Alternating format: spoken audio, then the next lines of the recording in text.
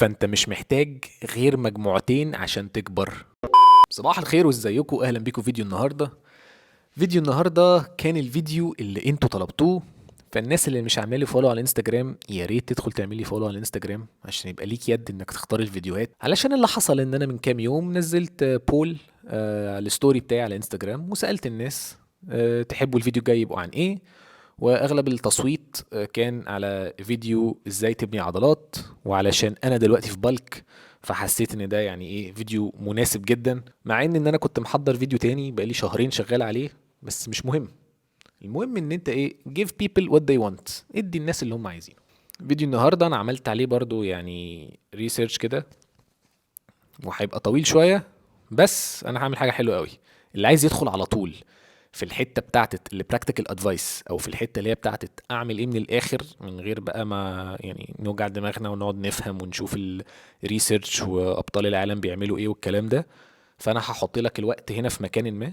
فانت على طول سكيب للحته دي، هتلاقي اللي هي ايه النصايح العمليه ان انت تعملها على طول وما توجعش دماغك. بس اتفضل. خلاص رحت. طيب اصدقائي اللي لسه قاعدين معايا، يلا نبدا الفيديو. بصوا بقى، الفيديو ده انا هقول فيه حاجه ان هو هيبقى طويل شويه ومليان معلومات.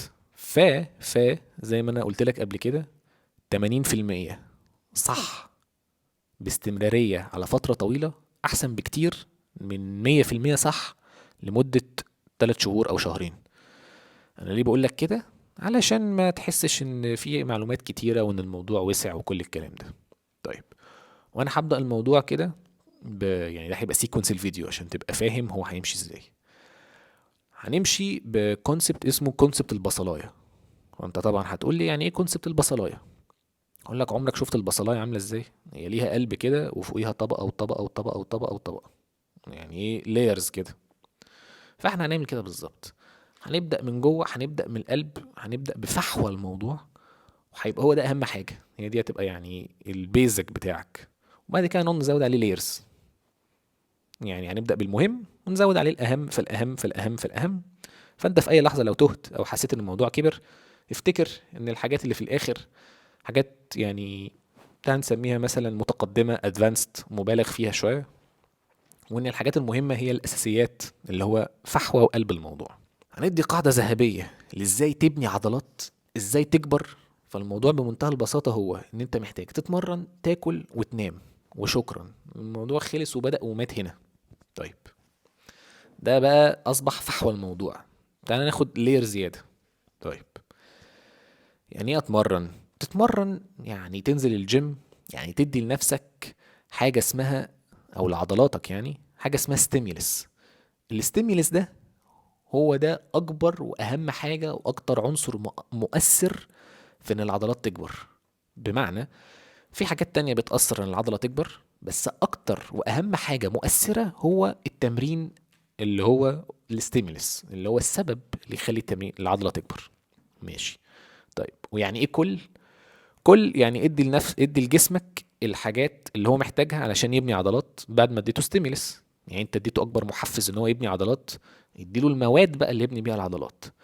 فاللي هو باختصار شديد جدا بروتين. طيب، وايه نام بقى؟ نام اللي هو الريكفري او الاستشفاء، واللي هو برضو يعني هيبقى حاجة مهمة انا مش هتكلم فيها بعمق قوي كده، بس خلينا دايما في دماغنا الثلاث حاجات دول واحنا بنتكلم على الايه، على الموضوع كله. طيب، تعالى بقى دلوقتي ايه نتكلم على الاكل، علشان هنقفل موضوع الاكل ده وبعدين نسترسل اكتر في التمرين وفي الريكفري او النوم او الاستشفاء. طيب، الاكل. الاكل بمنتهى البساطة انا هقول لك حاجتين. اول حاجة بروتين، يعني عشان بس نبقى احنا كده متفقين، البروتين هو ده عامل زي اللي هو ايه الطوبة الأساسية اللي هتبني بيها عضلاتك، فادي لجسمك بروتين كافي. ايه البروتين الكافي ده؟ قال لك البروتين الكافي هو 1.6 جرام إلى 2.2 جرام بروتين لكل كيلو. يعني لو انت وزنك 80 كيلو اضرب 80 في 2.2 او اضرب 80 في 1.6، عندك الرينج ده كله اضرب فيه يطلع لك رقم، هو ده جرام بروتين اللي هتاكله في اليوم.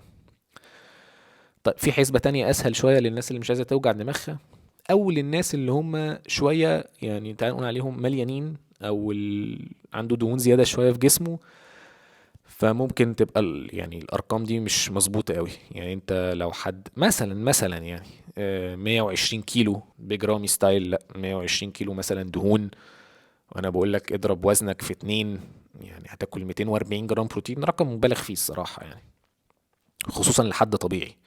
فالحسبة التانية، شوف طولك كام بالسنتي. فمثلا صاحبنا اللي هو 120 كيلو ده طلع طوله 180 سنتي، كل 180 جرام بروتين، لكل سنتي كل جرام بروتين. حلو كده، ادينا قفلنا موضوع البروتين. تاني حاجة هقولها لك هي كالوريز قد ايه. وده برضو انا عامل فيديو طويل جدا، هحطه هنا في مكان ما، اللي عايز يعرف حسابات الكالوريز بالظبط تتحسب ازاي هحطها هنا في حتة ما. فباختصار شديد جدا وبمنتهى البساطة، انت دلوقتي تقدر تاكل اقل من اللي جسمك محتاجه وتبني عضلات؟ يعني هل تقدر تبقى في ديفيسيت وتبني عضلات؟ الاجابة هي هو ممكن، والريسيرش اثبت الموضوع ده. ودي قصة الفيديو تاني ممكن نتكلم عليه بعدين، اللي هو انت في ديفيسيت فبتنزل دهون وبتكبر عضلات، ممكن. ولو عايزين ده فيديو اللي هو ازاي تعمل اتنين في نفس الوقت، اكتب لي تحت في الكومنتات عشان يبقى ده الفيديو الجاي. بس نرجع لمرجوعنا دلوقتي، هل تقدر فعلا انك تبني عضلات في ديفيسيت؟ هل ده اكتر سيناريو مثالي او اكتر سيناريو هيخليك تبني اكبر قدر من العضلات لو انت فعلا الهدف بتاعك انك تكبر وتبني عضلات على قد ما تقدر؟ الاجابه هي لا.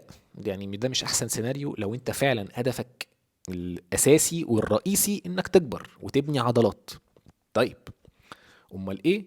بمنتهى البساطه انت محتاج سيربلس يعني تاكل اكتر من المينتنس. يعني لو انت المينتنس بتاعك مثلا تعال نقول 2000 عشان نسهل الحسبه، انت 2000 كالوري، انت محتاج من 150 ل 250 سيربلس، يعني من 150 ل 250 كالوري زياده.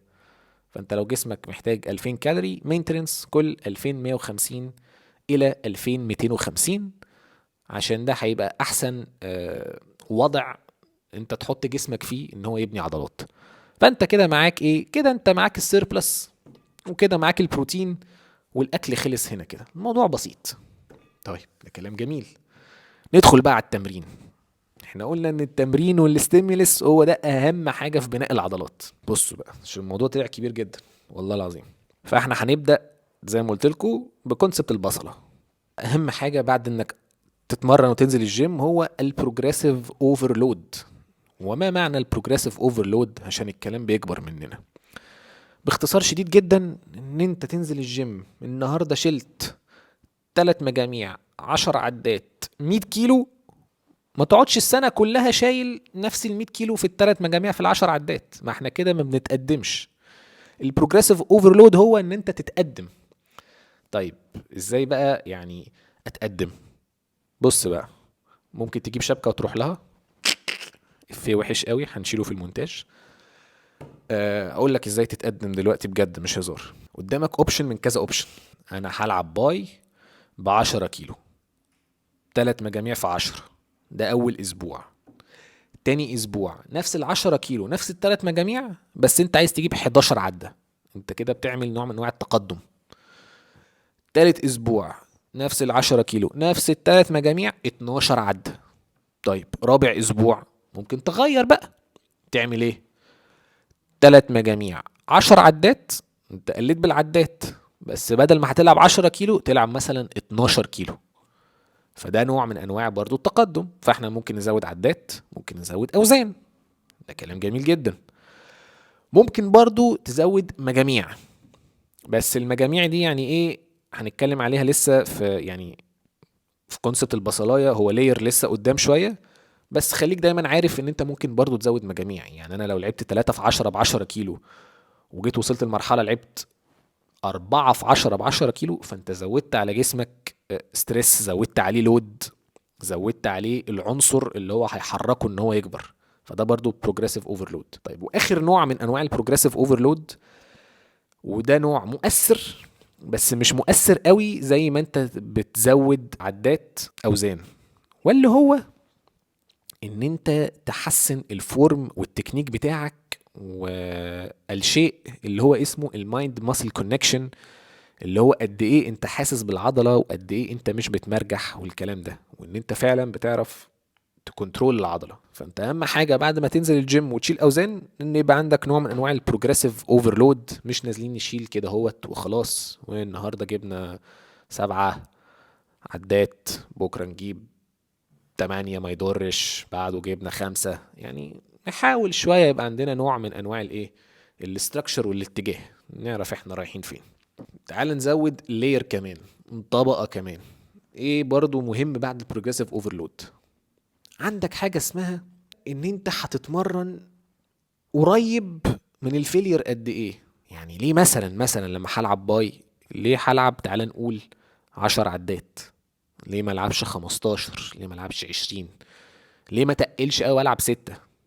طيب تعالى بقى ايه، نحط الموضوع ده كده في اطار كلام علمي نعرف نفهمه شويه. بغض النظر انت عايز تلعب بوزن شكله عامل ازاي، وهنتكلم على موضوع الاوزان ده بعدين، انت محتاج تاخد التمرين بتاعك close to الفيلير. الفيلير ده اللي هو انت ما تقدرش تجيب عدة كمان، انت خلاص انت فليرت، لقد فشلت في ان انت تجيب عدة كمان، خلاص انت جبت اخرك. فانت هدفك، وافتكر انا بتكلم على العضلات، مش بتكلم على انك تبقى شخص سترينث، يعني مش بتكلم على الباور ليفتنج او ان انت اوزانك تعلى، انا بتكلم على البادي بيلدينج، انك تكبر. انت محتاج تتمرن قريب جدا للفيلير اذا ما كانش فيلير، عشان هنا حصل تضارب في يعني المجتمعات العلمية بتاعت البادي بيلدينج. عشان طلع ريسيرش واحد قالك انت لما توصل للفيلير، لما توصل ان انت ما تقدرش تجيب عدة كمان، ده البيك، ده اعلى نوع من انواع الاستيميليشن للعضلة انك تكبر. وطلع ريسيرش تاني قالك على فكرة انت لو سبت عدة او 2 في التانك، يعني انت بتقول ايه في دماغك؟ انا ممكن اجيب عدة كمان، يا تيجي يا ما تجيش، ده انت كده سبت عدة في التانك. او بتقول انا اكيد كنت اقدر اجيب عدة كمان بس مش متأكد فيها التانية ولا لا، انت كده سايب عدتين في التانك. الحتة دي قالك ده الريسيرش التاني بقى، ان الحتة دي قريبة جدا كنتيجة عضلات من انك توصل للفيلير. فدول 2 ريسيرش كلامهم يعني في نفس الحتة، بس في تضارب بسيط، واحد قال لك اوصل للفيلير، والتاني قال لك لا ما توصلش، سيب عدة او 2. طيب فاحنا هنعمل ايه يعني بعد كل الكلام ده؟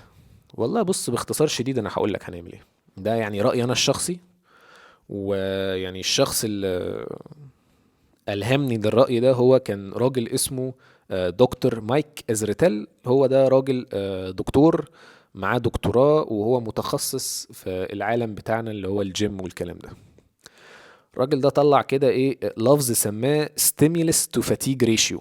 بمعنى اتكلمنا في اول الفيديو قلنا اكل تمرين ونوم، نوم اللي هو الريكفري. هو بيقول لك ان بسبب ان فعلا انك توصل لفيلير نتيجة العضلات بتاعتها قريبة جدا من انك تسيب عدتين في التانك، فده معناته ان هما الاتنين تقريبا واحد. بس عملية الاستشفاء او الريكفري اللي انت هتشوفه من انك تسيب عدتين في التانك اسرع واحسن، فبالتالي تعرف تتمرن تاني، فبالتالي تعرف تكبر تاني. تمام؟ يعني فاهميني كده ان الحتة دي تعرف تتمرن تاني وتريكفر اسرع، علشان انت ما بتوصلش لمرحلة عنيفة جدا من الفيلير، بس يعني انت ستيل شفت نتيجة عالية جدا من بناء العضلات. بس الناحية التانية اللي هو انا لو وصلت للفيلير، انا جسمي هيضيع وقت كتير جدا جدا جدا في ان هو اصلا يريكفر او يعمل عملية استشفاء بسبب الاسترس الفظيع اللي انا حطيته عليه. وعلى بقى ما يبتدي يبني عضلات جديدة اكون انا دخلت في تمرينة تانية، فمش هلحق قوي يعني. هو دي الفكرة اللي هو عايز يقولها، يعني يقول ان انت هنا ضيعت وقت ومجهود كبير جدا. فالفكرة اللي هو عايز يقولها يعني ان انت سبت عدتين في التانك، خدت مصلحة عالية جدا في ان انت تبني عضلات، والريكفري بتاعك هيبقى سريع واحسن. الناحية التانية انت وصلت للفيلير، خدت مصلحة عالية انك تبني عضلات شبه المصلحة الاولانية، بس في نفس الوقت انت ضيعت على نفسك وقت عشان انت هتقعد تتعافى وفي الاستشفاء فترة طويلة قوي. فهو ده اللي انا عايز اقوله يعني احنا كده عرفنا ان احنا محتاجين ننزل الجيم، نعمل بروجريسيف اوفرلود، ونتمرن قريب للفيلير. طيب ايه كمان؟ حاجة برضو مهمة بنفس تقريبا اهمية انك تتمرن للفيلير، وهو انت ازاي هتقوم بالعدة نفسها، يعني ازاي هتعمل او تلعب او تنفذ العدة نفسها.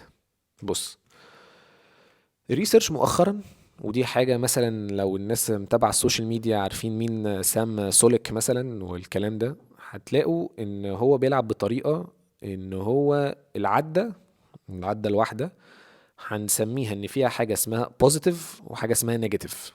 بمعنى انا مثلا لما بلعب باي، فانا لما برفع دراعي لفوق ده كده البوزيتيف.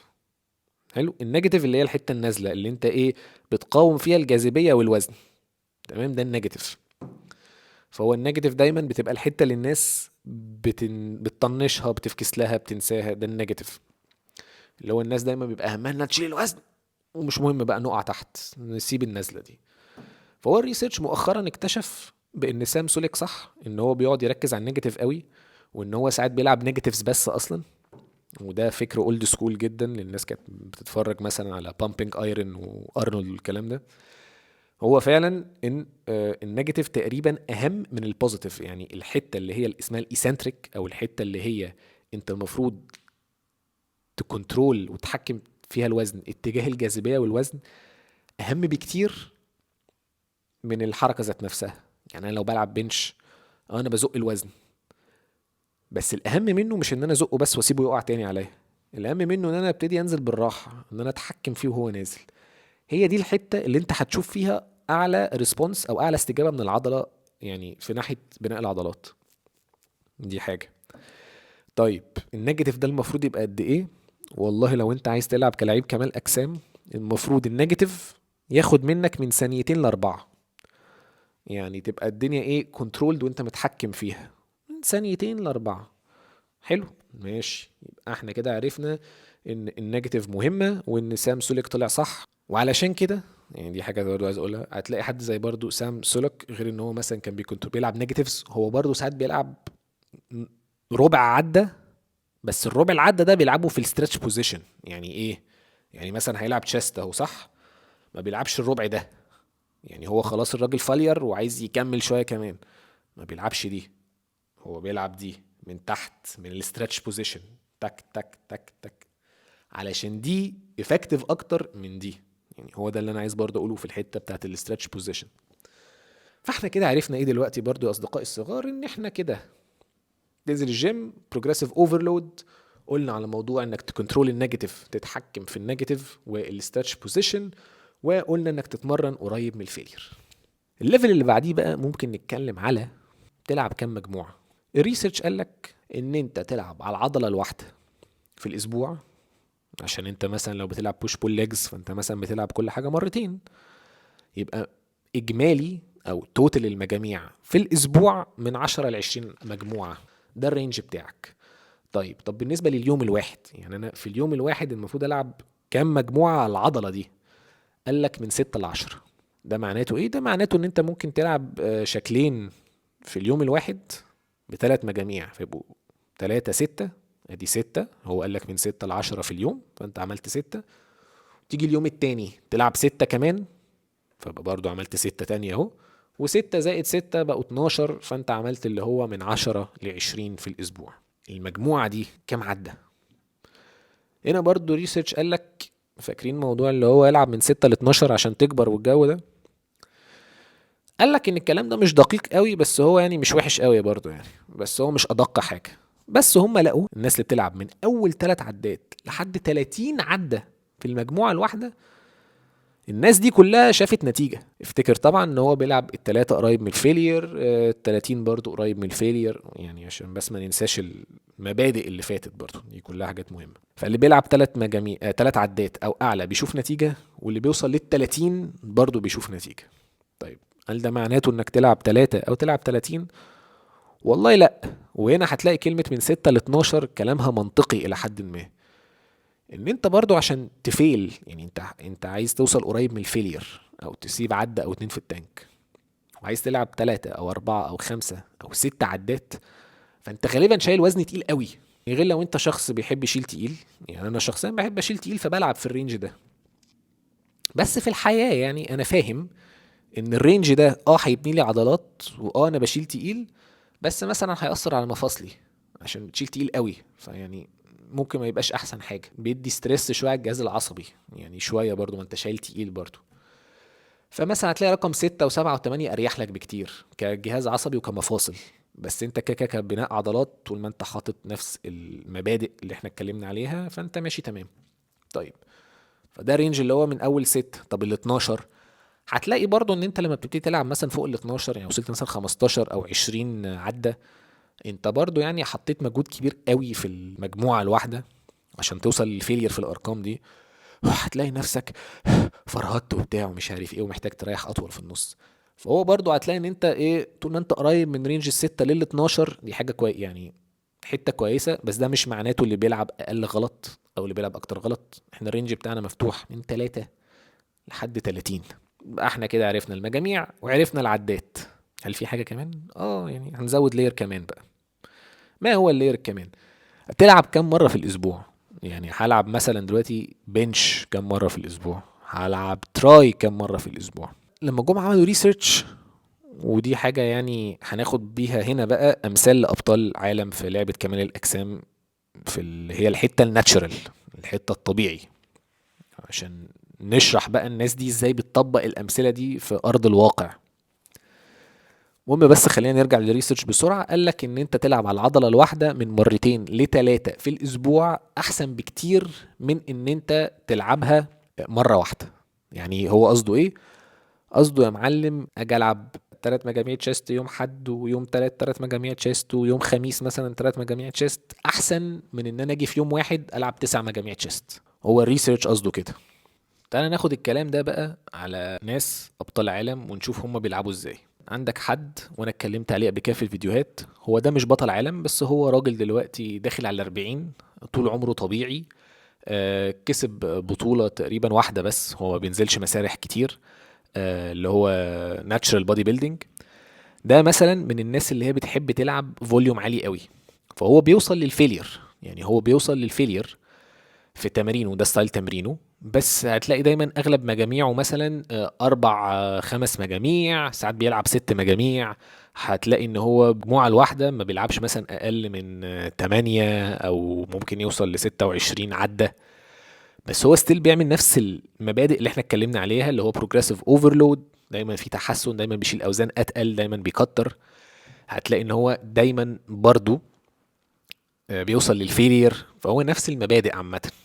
فده ستايل وبيجيب نتيجة، وانا هحط صورة الراجل ده هنا عشان تبقوا فاهمين هو عامل ازاي. هو بيدخل برضه في بالك وكات والكلام ده، اللي هو السيربلس اللي اتكلمنا عليه في الاول وكل الكلام الجميل ده.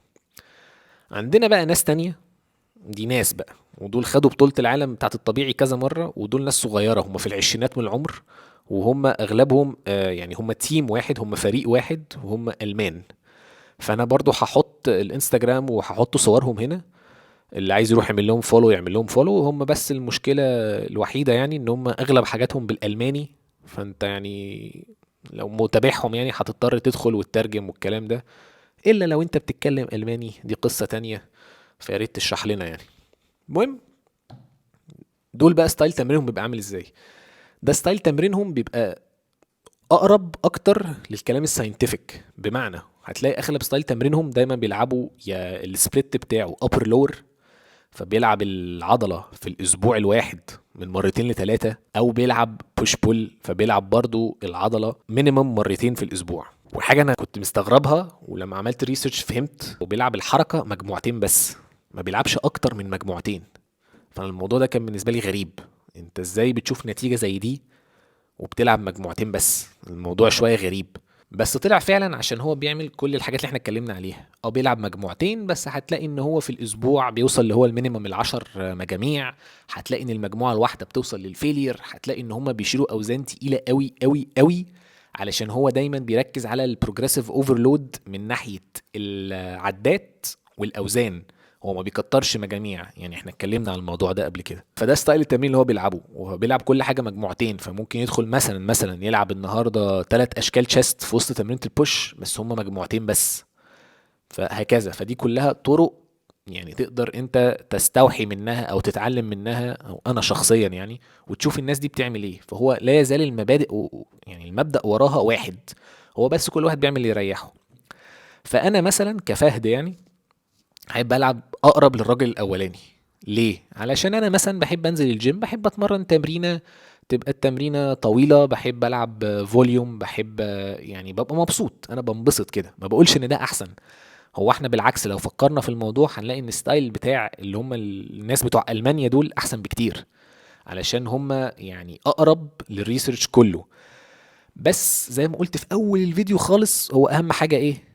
انك تبقى مستمر على حاجه فتره طويله. يعني الحاجه اللي تديك الاستمراريه احسن بكتير من الحاجه انك تعملها صح 100% شهرين ثلاثه وبعدين تزهق او تبقى مش قادر او يبقى الموضوع مبالغ فيه. بعد كل الكلام ده احنا ممكن نزود كمان لير، طبقه كمان، ودي تقريبا هتبقى اخر لير هتكلم عليه، واللي هو اختيارك للتمارين. ماشي. ايه بقى؟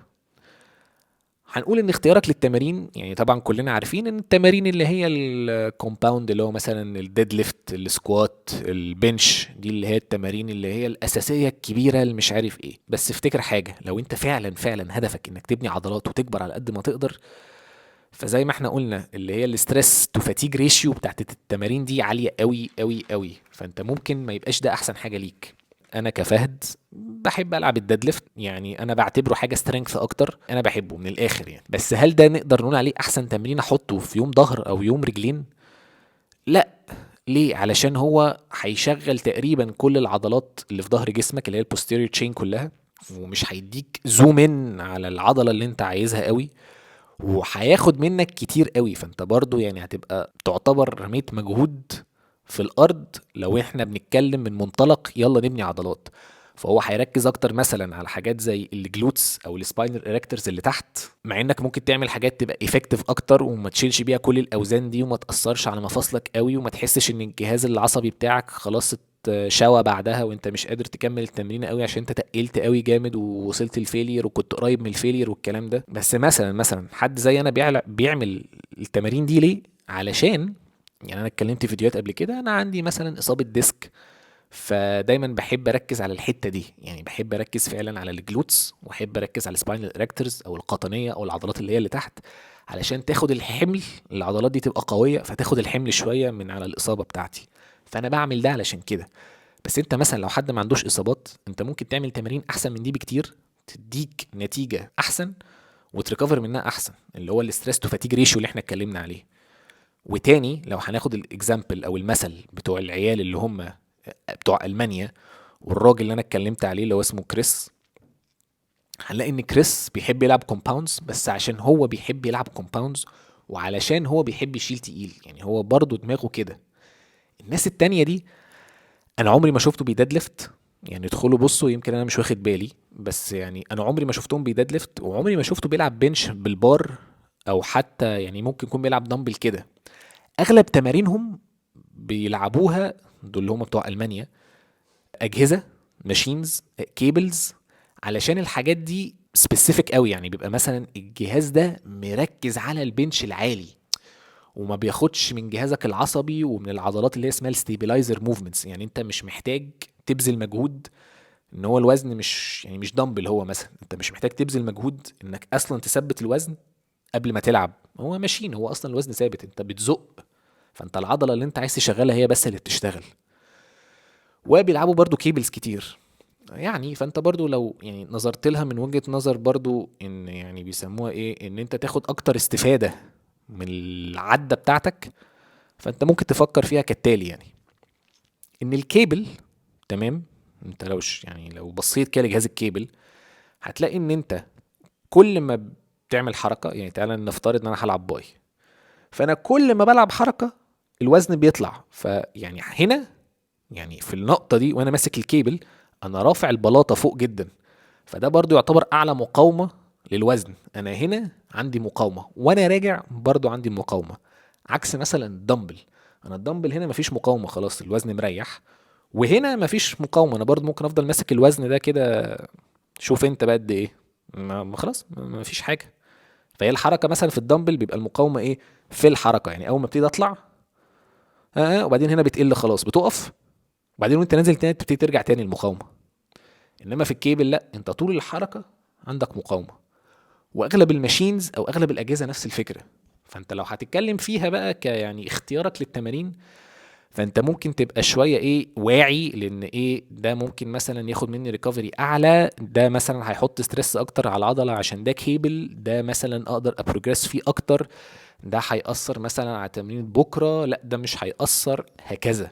هي دي الفكره، عشان انت هدفك يعني من اختيار التمارين بقى هيبقى انك تختار تمرين تريكفر منه بسرعه، تبروجريس فيه بسرعه عشان تعيده تاني عشان تكبر تاني، وهكذا تقعد تعيد الدوامه دي. فبرضه اختيار التمارين هيبقى ليه عنصر مهم. بس يعني نرجع تاني لموضوع البصله ده، هيبقى من اكتر الحاجات او اخر الحاجات اللي بره. يعني نفتكر برضو ان الحاجات اللي في اخر الفيديو دي مش مهمه قوي زي الاساسيات اللي احنا اتكلمنا عليها في الاول. بقيه الحاجات اللي انا اقدر اتكلم عليها يعني باختصار شديد هتبقى مثلا حاجات زي اللي هو يعني اسمها intensity techniques، او حاجات زي اللي هو indications هل انت بتكبر ولا لا. بمعنى في حاجات مثلا زي البامب، او حاجات زي مثلا ان انت صاحي تاني يوم حاسس ان العضله وجعاك، انت ممكن تفتكر ان ده مؤشر جيد انك اتمرنت جامد وانك كبرت.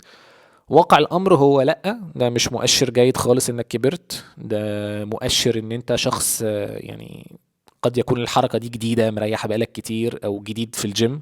لو انت هتلعب تعال نقول مثلا تراي مرتين ورا بعض وما بينهم 3 ايام، لو انت فعلا جديد مثلا او لسه بادئ او تمرينه جديده عليك وصحيت حسيت انك سور كده وان في وجع في التراي ومش عارف فانت لو ما بين التمرينه والتمرينه 3 ايام 72 ساعه، انت غالبا هتضيع 72 ساعه جسمك بيريكفر، بيعمل عمليه استشفاء من التمرينه الاولانيه من غير ما يبني حاجه جديده. خلي بالك. انما لو انت حد قديم شويه مثلا، انت جسمك فعلا ممكن يقضي استشفاء صغير في الاثنين، يعني يقضي مثلا 24 ساعه بس مثلا يعني استشفاء من التمرين القديمه، وبقيه ال 48 ساعه جسمك بيحاول يبني حاجه جديده، فتبقى انت المستفيد اكتر. خلي بالك من الحته دي. وموضوع البامب برضو هو مش انديكيشن قوي يعني، بيبقى حلو بيبقى جميل فعلا، بنحس ان احنا مبسوطين لما البامب يبقى خرم الدنيا، بس برضو خلي بالك مش انديكيشن. يعني انت مثلا لو شلت كرتونة مية من العربية طلعت بيها السلم تحطها في البيت، انت غالبا لو فضلت شايل الكرتونة دي كتير شوية هتحس ان انت دراعك فيه بامب خفيف كده. هل ده معناته ان شيل الكرتون ده شيل كرتونة المية دي تمرينة مؤثرة هتكبر يعني؟ غالبا لا برضه. فيعني دي حاجات يعني ده مش معناته انك بكبر.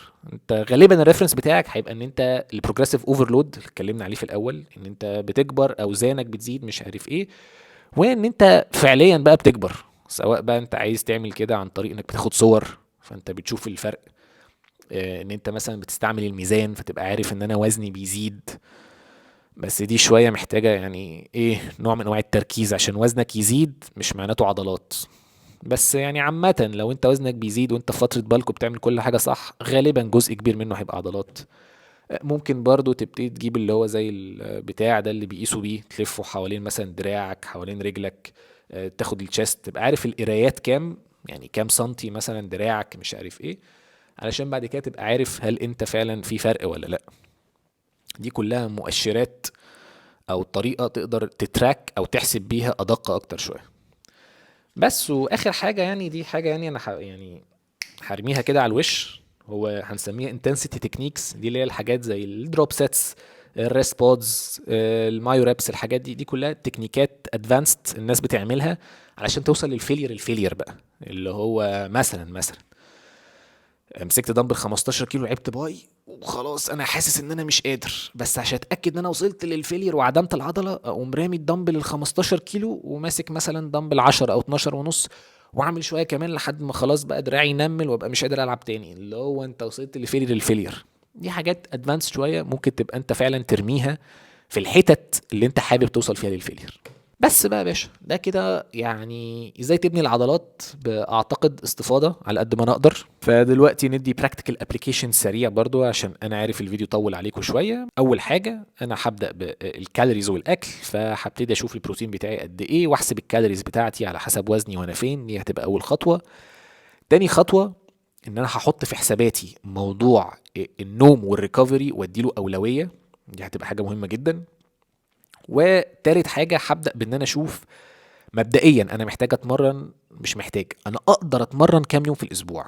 فانا مثلا لو عندي القدره ان انا اتمرن 6 ايام في الاسبوع، انا هختار سبليت بتاع بوش بول ليجز. لو انا مثلا 5 ايام، ممكن تلعب هجين ما بين البوش بول ليجز والابر لور. او لو انت تقدر تتمرن 4 ايام بس، غالبا هتلعب ابر لور. ده هيبقى مثلا تقسيمة التمرين. غالبا هبتدي اشوف انا ايه العضلات اللي انا عندي ضعيفة، وهبتدي اديها اولوية. دي اول حاجة في السبليت بتاعي. زي ما احنا قلنا، المجاميع هبدأ بمجموعتين للحركة الواحدة. وعلى حسب بقى انت ايه نقط ضعفك وايه الحاجات اللي عندك القوية، نبتدي نقسم التمرينة، نحط في حساباتنا ان انا هبدأ بالحاجات العضلات الكبيرة الاول، والضعيفة دول ليهم الاولوية. الضعيف ابدأ بيه، ابقى فريش، قادر اركز، قادر اديله حقه. والحاجات الكبيرة علشان هتاخد مني برضو مجهود، فمثلا ان انا مرن ظهر غير ان انا مرن باي، يعني هم اصلا حجم العضلتين ما فيهمش مقارنة اساسا. حاجات زي كده نحطها في حساباتنا. هبدأ غالبا بمجموعتين، وهبدأ بأوزاني، وهشوف الأوزان دي أنا بوصل فيها للفيلير أو قريب للفيلير فين. وهبتدي أكتب الأرقام دي كلها، وأبقى عارف إن أنا مثلا هبدأ بمجموعتين. تعال نقول يوم بوش، هبدأ بمجموعتين مثلا تشيست بريش، لا تشيست بريس عالي مثلا. انا مثلا العالي عندي ضعيف، فانا بدات بالضعيف، وبدات بالعضله الكبيره اللي هي الشيست مثلا قصاد التراي او قصاد الكتف في يوم البوش. وهلعب مجموعتين اللي هو الفوليوم القليل، عشان بعد كده اعرف ازود وهوصل للفيلير، وهشوف الوزن بتاعي هو كام، واكتب الكلام ده عشان ابقى عارف ان انا مثلا الاسبوع الجاي لا انا ممكن ازود عدة، لا انا ممكن مثلا ازود وزن، وهكذا.